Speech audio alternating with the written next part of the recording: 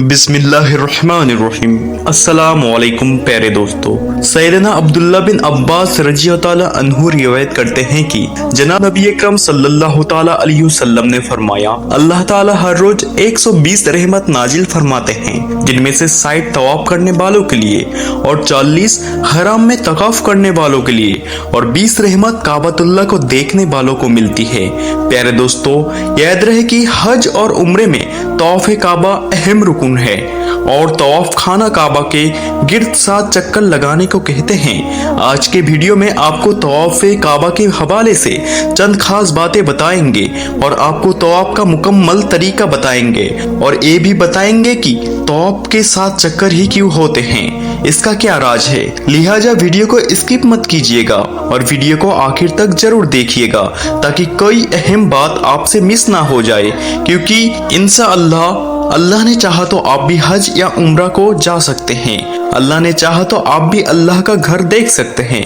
तो आप लोग इस वीडियो को पूरा जरूर देखें। जब रसूलुल्लाह सल्लल्लाहु ताला अलैहि वसल्लम ने आसमानों की तरफ गए तो उन्होंने बैतुल मामूर में फरिश्तों को नमाज पढ़ते हुए नहीं देखा, बल्कि किसी चीज के गिर्द घूम रहे थे। लेकिन घूमने का इबादत से क्या ताल्लुक है? अल्लाह ने तो कहा है कि ये सारी चीजें इबादत करती है।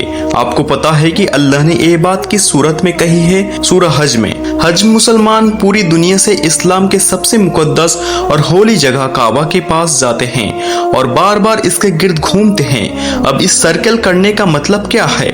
जब मुसलमान काबा के गिर्द घूमता है तो वो उस वक्त अकेला नहीं घूम रहा होता, बल्कि चांद, प्लैनेट, स्टार्स, गैलेक्सी, क्लस्टर्स सारों के साथ एक ही इबादत में शामिल हो जाते हैं। तो ये सारी चीजें हमारी तरह इबादत नहीं करती, बल्कि हम मक्का जाकर इनकी तरह इबादत करते हैं। लेकिन इस आयत में तो लिखा है कि ये सारी चीजें अल्लाह को सजदा करती है। सजदा का मतलब सिर्फ हमारे वाला सजदा नहीं है, बल्कि अल्लाह के निजाम के मुताबिक चलने को भी सजदा कह सकते हैं।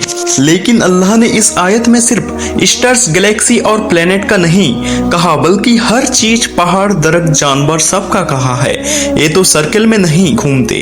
आज से हजारों साल पहले एनसिस में एक कॉन्सेप्ट बना कि कायनात की हर चीज एक बहुत ही छोटे पार्टिकल एटम से बनी हुई है, जिसको फिर 2000 साल तक पूरी दुनिया भूल गई। लेकिन आज से 200 साल पहले कॉन्सेप्ट पर रिसर्च दोबारा शुरू हुई और साइंसदानों की रिसर्च से पता चला कि एटम सबसे छोटा पार्टिकल नहीं है, बल्कि इसके अंदर और भी पार्टिकल्स है, जैसे प्रोटॉन, न्यूट्रॉन, इलेक्ट्रॉन।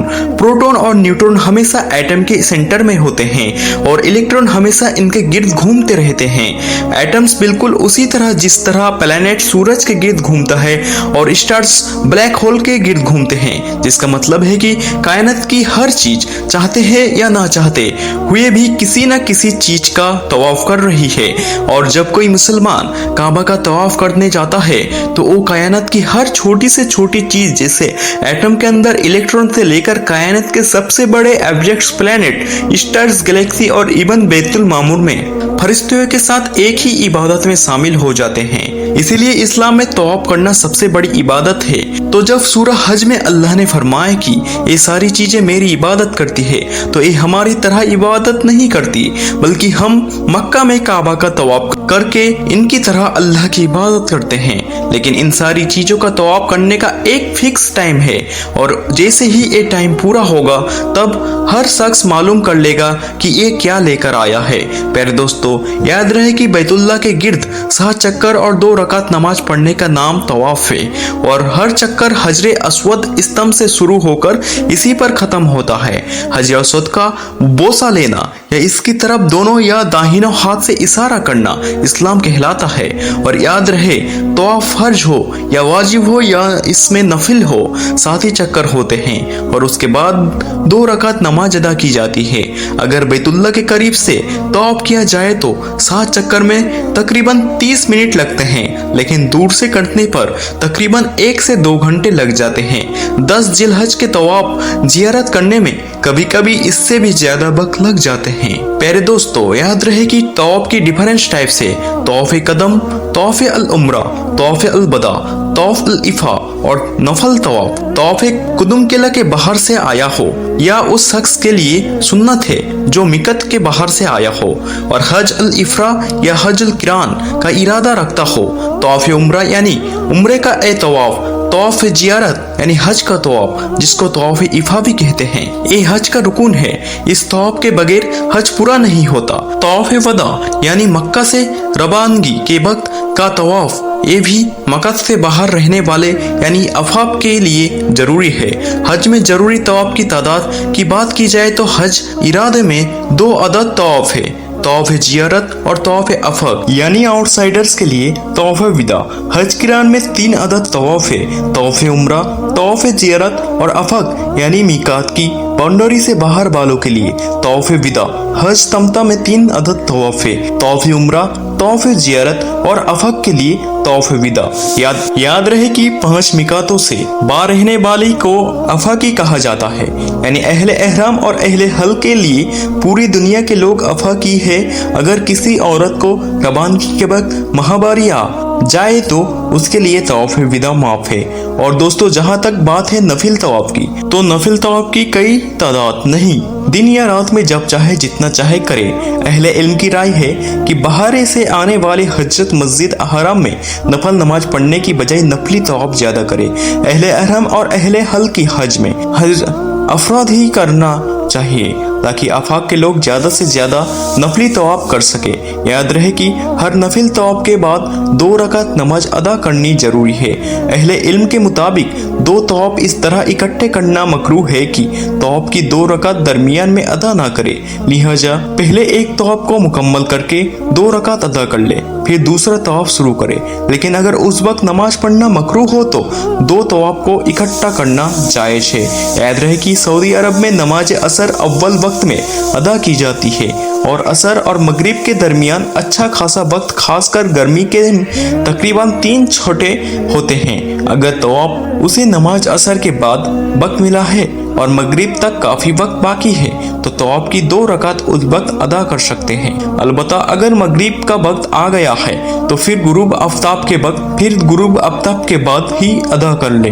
दोस्तों, बात करते हैं कि तवाफ के दौरान जाए जुमू की, तो याद रहे कि सलाम करना बाबत जरूरत बात करना, मसाइल सारिया बताना और दरियाफ्त करना, जरूरत के वक्त तवाफ को रोकना, किसी औजर की वजह से बिल चेयर पर तवाफ करना जायज है। प्यारे दोस्तों, चलिए आपको तवाफ का तरीका बताते हैं। इसके बाद आपको तवाफ के मस्जिद मसाइल भी बताएंगे, लिहाजा वीडियो को स्किप नहीं करना। तवाफ करने का तरीका जान लीजिए। मस्जिद हराम में दाखिल होकर काबा शरीफ के उस गोसे के सामने आ जाए जिसमें हजरे अस्वद लगा हुआ है और तवाफ की नियत कर ले। अगर तवाफ के बाद उम्रे की सही भी करनी है तो मर्द हजरत एहराम की चादर को दाएं बगल के नीचे से निकालकर बाएं शोल्डर पर यानी कंधे पर डाल ले।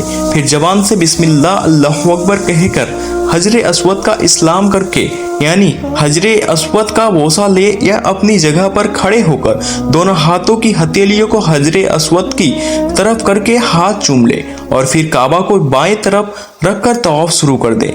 मर्द हजरत पहले 3 चक्कर में अगर मुमकिन हो तो रमल करे, यानी जहां कंधे हिलाकर ओढ़ आकर के छोटे छोटे कदम के साथ किसी कदर तेज चले। तवाफ करने वक्त निगाह सामने रखे, खाना काबा की तरफ सीना और पुश ना करे, यानी काबा शरीफ आपके बाएं जानिब हो रहे।